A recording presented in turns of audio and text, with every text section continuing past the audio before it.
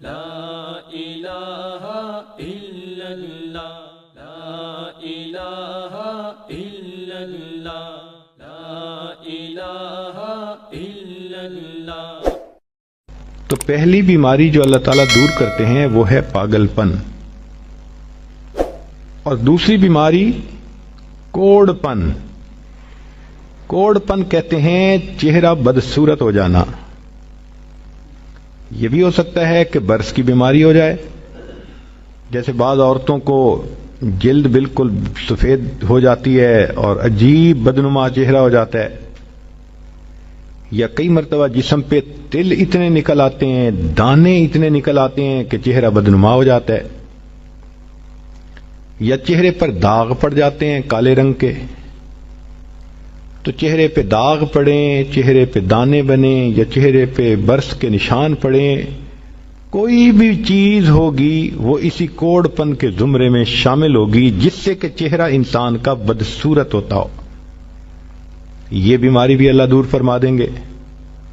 اب جن بیچاریوں کو بیوٹی پارلر پہ جانے کا شوق رہتا ہے اور اپنے فیس پہ پتہ نہیں کیا کیا پروسیس وہ کرواتی ہیں،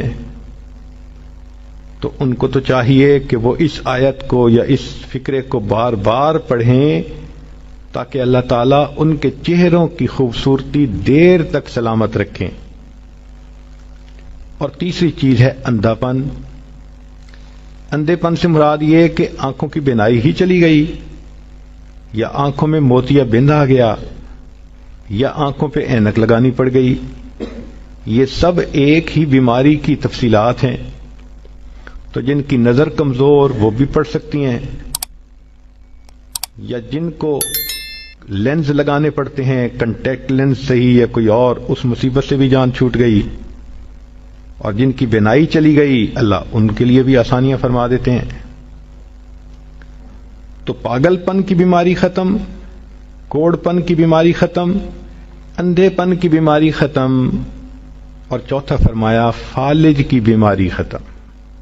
فالج ایک تو ہوتا ہے کہ انسان کا ہاتھ یا پاؤں کام ہی نہ کریں، اور ایک یہ بھی ہوتا ہے کہ اتنی ویکنس کہ عورت کہتی ہے مجھ سے تو کھڑا ہی نہیں ہوا جاتا، میرے پاؤں سن ہو جاتے ہیں، میرے ہاتھ سن ہو جاتے ہیں۔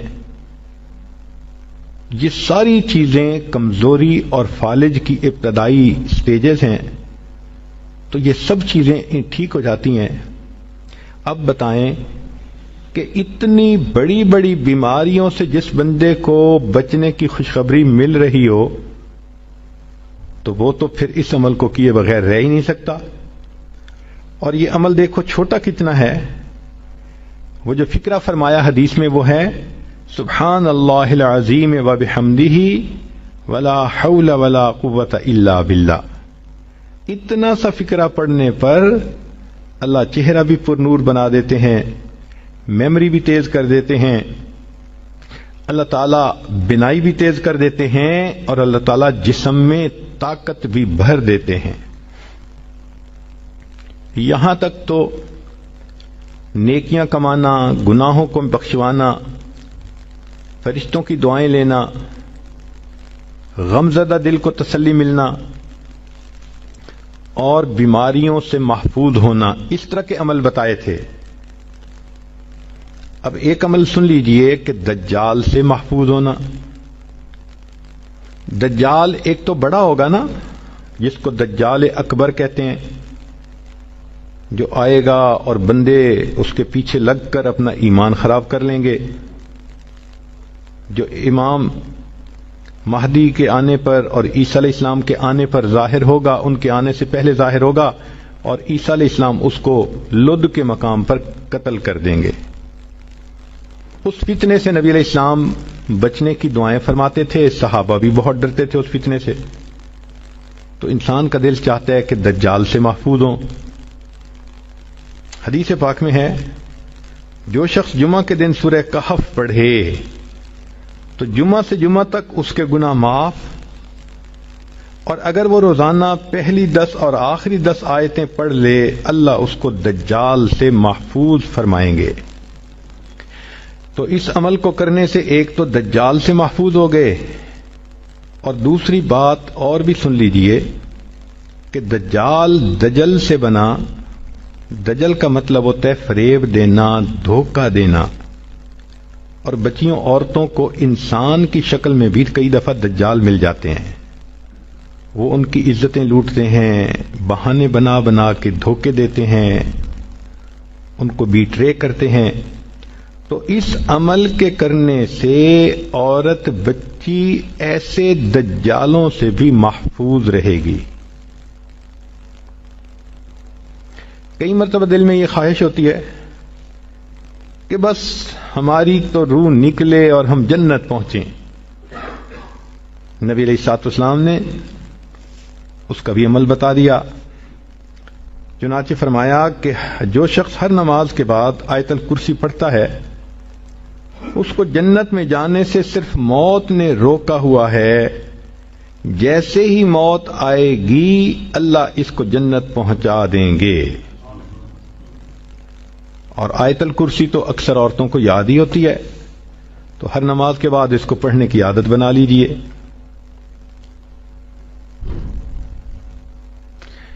کبھی دل کی یہ تمنا ہوتی ہے کہ ہماری ہر دعا قبول ہو، جو دعا مانگے وہ قبول ہو جائے. تو مجموع الزوائد میں اور جامع الصغیر میں اس حدیث مبارکہ کو روایت کیا گیا. عبادہ ابن صامت عنہ فرماتے ہیں کہ جو شخص 27 مرتبہ یہ دعا پڑھے، اللہم اغفر لی وللمؤمنین والمؤمنات والمسلمین والمسلمات، تو ایک روایت میں ہے کہ جتنے دنیا میں ایمان والے مرد اور عورتیں ہوں گی ان کی تعداد کے برابر اس کو نیکیاں ملیں گی. اب دیکھو ٹریلینز میں ہوں گے لوگ، ہر ایمان والے مرد اور عورت کے برابر نیکی. سبحان اللہ، کتنا بڑا اجر. اور اس کو 27 مرتبہ پڑھنا ہے.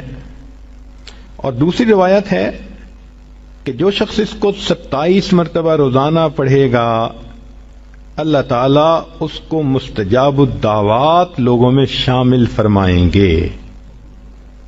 یعنی اللہ تعالیٰ اس کو وہ درجہ دیں گے کہ اس کی دعائیں ضرور قبول ہوں گی اللہ کے ہاں. سبحان اللہ.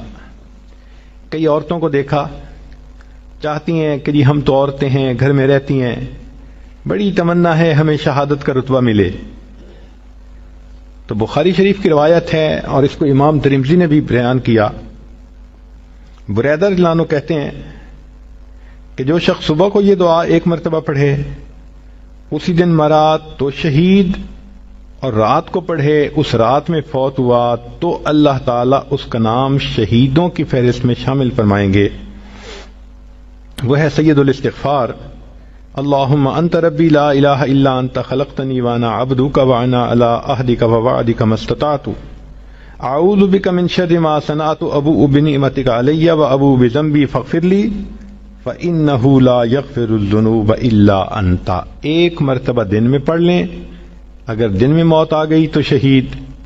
1 مرتبہ رات میں پڑھ لیں، اگر اس رات میں موت آ گئی تو بھی شہادت کا رتبہ نصیب ہوگا.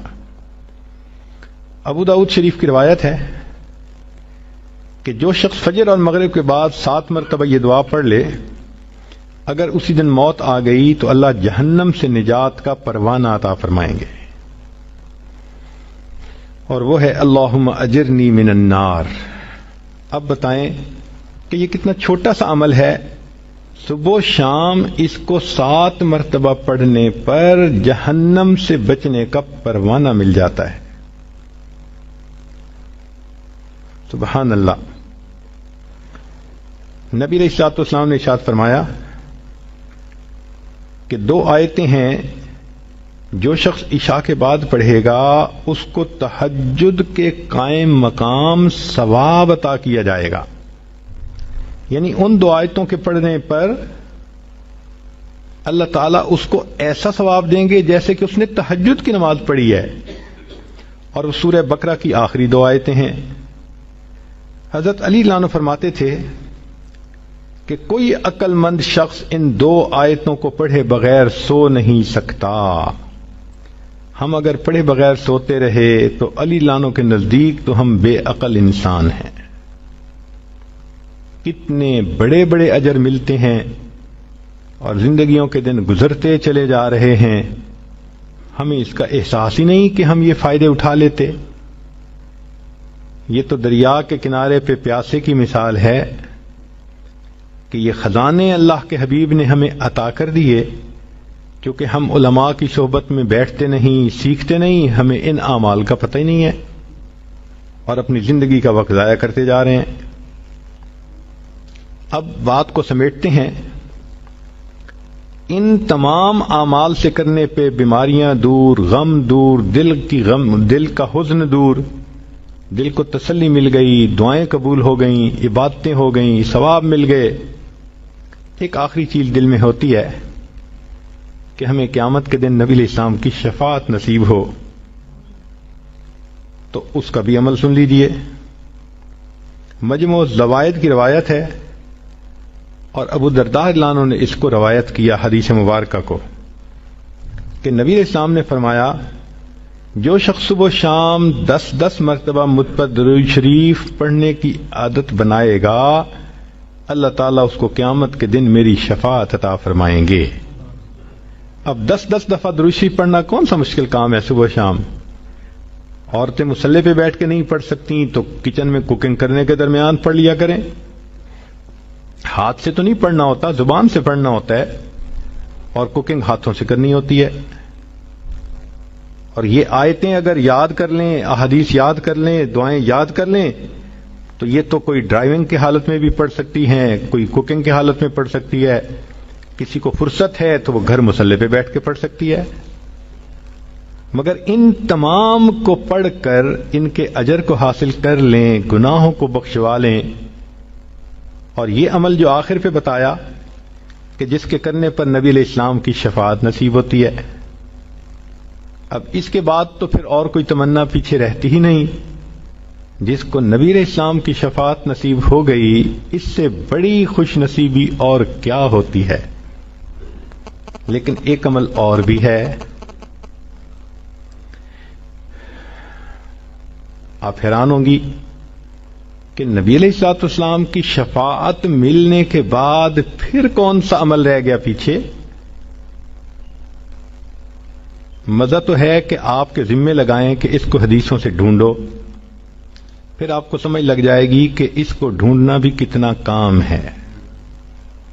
لیکن چلیں، آپ دور قریب سے چل کے یہاں آ گئی ہیں، اور عورت جب آتی ہے تو دنیا دار لوگ بھی اس کا اکرام اور احترام کرتے ہیں، لہذا ہم بھی آپ کا احترام کرتے ہیں اور آپ کو وہ عمل بتا دیتے ہیں.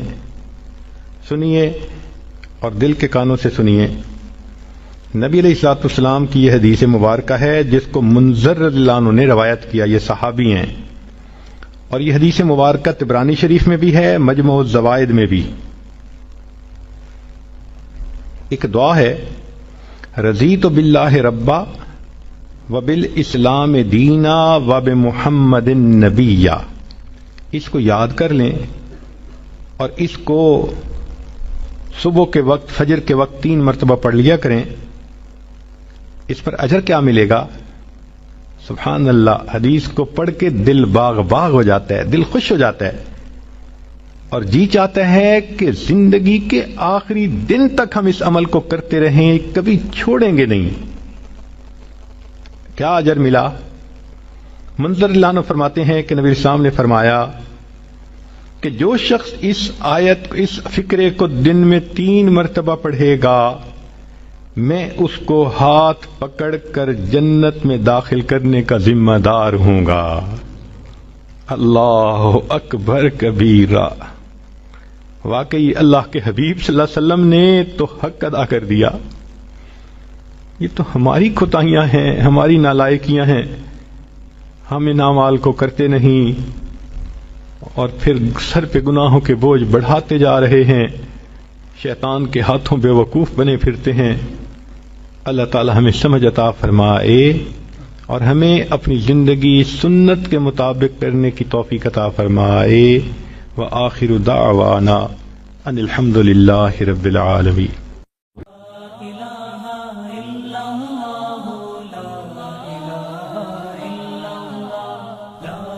لا